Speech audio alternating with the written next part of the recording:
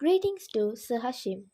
Today, I, Sasvinta Seladorai, 08 DPI 20F 2023, alongside my group, Tamilarasi Muniyandi, 08 DPR 20F 2008, Revathi Vijayamoorthi, 08 DPR 20F 2012, and Sherwin Rajan Nadarajan, 08 DPI 19F 1079 are going to present about how fiscal policy measures unemployment and the functions of Bank Negara Malaysia.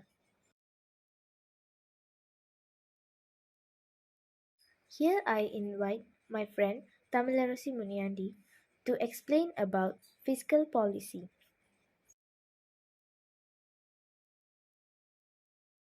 Hello everyone, my name is Tamilarasi Muniyandi and my number metric is 08DPR20F2008. Today I and my friends going to discuss about how fiscal policy can measure the unemployment. But before that, I would like to explain about fiscal policy and unemployment.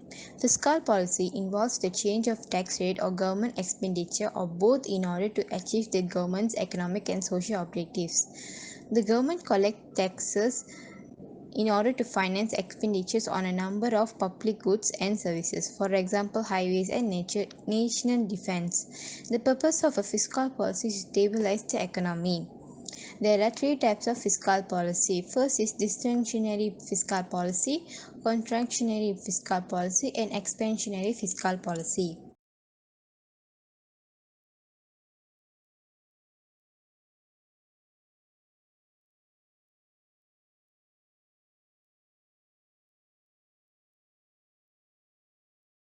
Whereas unemployment is defined as labor forces participants to be available and willing to work but are unable to find their jobs.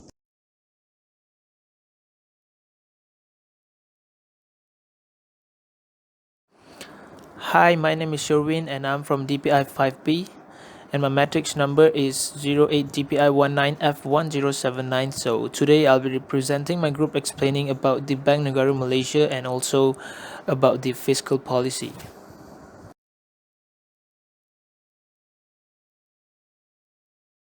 So let's see more about the fiscal policy. If firms produce more, there will be an increase in demand for workers and therefore lower demand deficient unemployment. Also with higher aggregate demand and strong economic growth, fewer firms will go bankrupt, meaning fewer job losses. The Keynes was an active advocate of expansionary fiscal policy during a prolonged recession.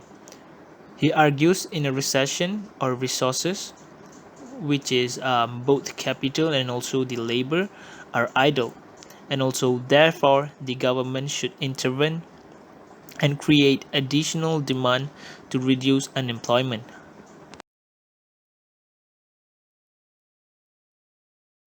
Now, Revathi will explain about monetary policy.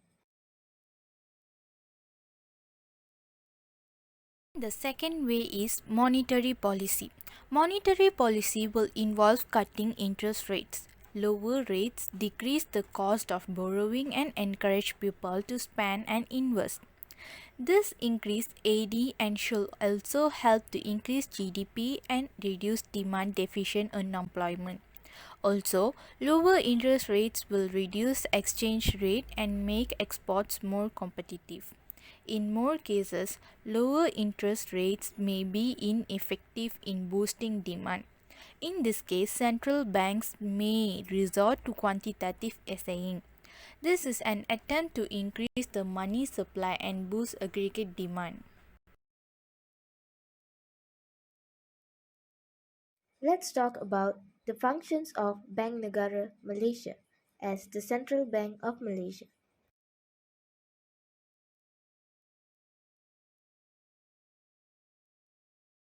Next, we will be discussing about the Bank Negara Malaysia. Bank Negara Malaysia is a central bank in Malaysia which was established on 26 January 1959. The central bank is a financial institution that is owned by the government to administrate the national financial matters and to control and implement the national financial policy systems. Bank Negara Malaysia is the producer of national currency. In the production of currency, the central bank needs to consider two important aspects, which are the amount of money that needs to be circulated in the financial market within a certain period and the amount of money that needs to be increased so that the trade activities in the economy can run smoothly. However, Bank Negara cannot produce an excessive amount of money as this will result in inflation. Bank Negara must also ensure that a deficit of money doesn't occur in the economy.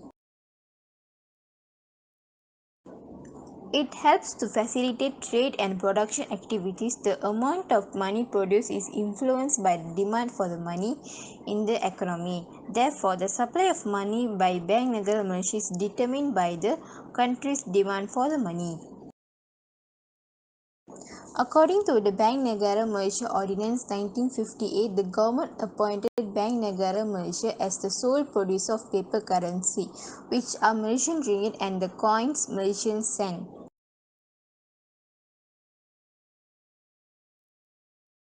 Bank Negara Malaysia also plays the role as being the financial advisor and banker to the government. There are five specific tasks that must be accomplished by the central bank as financial advisor and the banker to the government. Number 1. Management of national debt. BNM will receive all the tax and non-tax revenue paid by society to the government and deposit this revenue into a government account. BNM will withdraw money from the government account to pay for government expenses. Management of national debt. BNM is also responsible to gain loans from within the country and from overseas on the government's behalf. BNM will issue treasury bills, government bonds in the local and international financial market to obtain loans from within the country and from overseas. Number 3. Provision of advances or funds to the government. BNM will provide temporary advances to the government when the government expenditure is more than the government revenue. The temporary advance must be repaid by the government not later than 3 months after the end of the country's financial year. Number 4. Control and manage foreign exchange. BNM needs to protect the value of ringgit compared to foreign currency to ensure that the value of the ringgit is stable at all times. In the year 1998, the lack of foreign exchange reserves and the fall in the value of ringgit caused BNM to fix the foreign exchange rate of the ringgit to American dollar 1 to Rm 3 ringgit 80 cent. This helped in the success of stabilizing Malaysia's foreign exchange rate. BNM must ensure that the stability and trade balance between foreign exchange rates. If the export value increases than the import value, the foreign trade balance will increase foreign currency reserves. Exchange rates between the ringgit and foreign currency reserves. However, the reverse will occur if the import values are greater than the export values. The government can decrease imports by changing interest rates and imposing blockades on imports. Number 5, and the last one is other external functions, which is BNM also stores part of its revenue in the form of reserves in the International Monetary Fund. For example, for IMF in order to provide loans to the needy countries.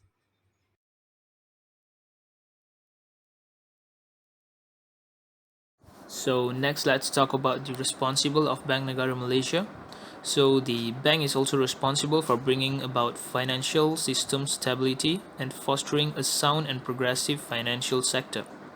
The bank also plays a significant developmental function, including development of financial system infrastructure, with major emphasis placed on building the nation's efficient and secure payment systems, as well as the necessary institutions, which is including Security Commission, KLSE, now known as Bursa Malaysia, and Credit Guarantee Corporation, which are important towards building a comprehensive or the robust and resilient financial system.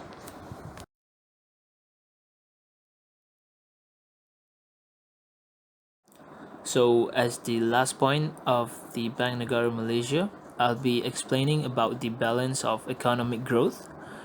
So, the bank actively promotes financial inclusion, which has led to improved access to financial services for all economic sectors and segments of society, thereby supporting balanced economic growth. Other important functions of bank are being a banker and advisor to the government, playing an active role in advising on macroeconomics policies and managing the public debt. It is also the sole authority in issuing currency as well as managing the country's international reserves. So the functions of bank are supported by the following 39 departments or units, which is covering the seven functional areas. And that's all from me. Thank you.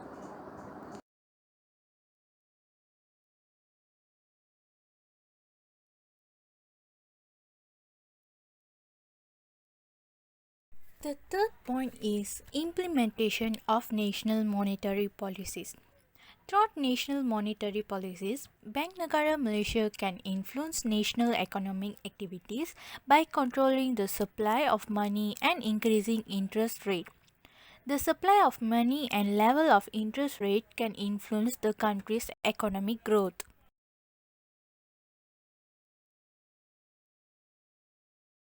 And the fourth functions of Bank Negara Malaysia is store international reserves and protect the value of the ringgit. The first point is the central bank stores international reserves and protects the value of the ringgit to ensure the stability of the country's foreign exchange. These international reserves are normally deposited in an exchange balance account. The second point is in order to protect the value of ringgit, the central bank has made it compulsory for all local currency to have minimum collateral reserve.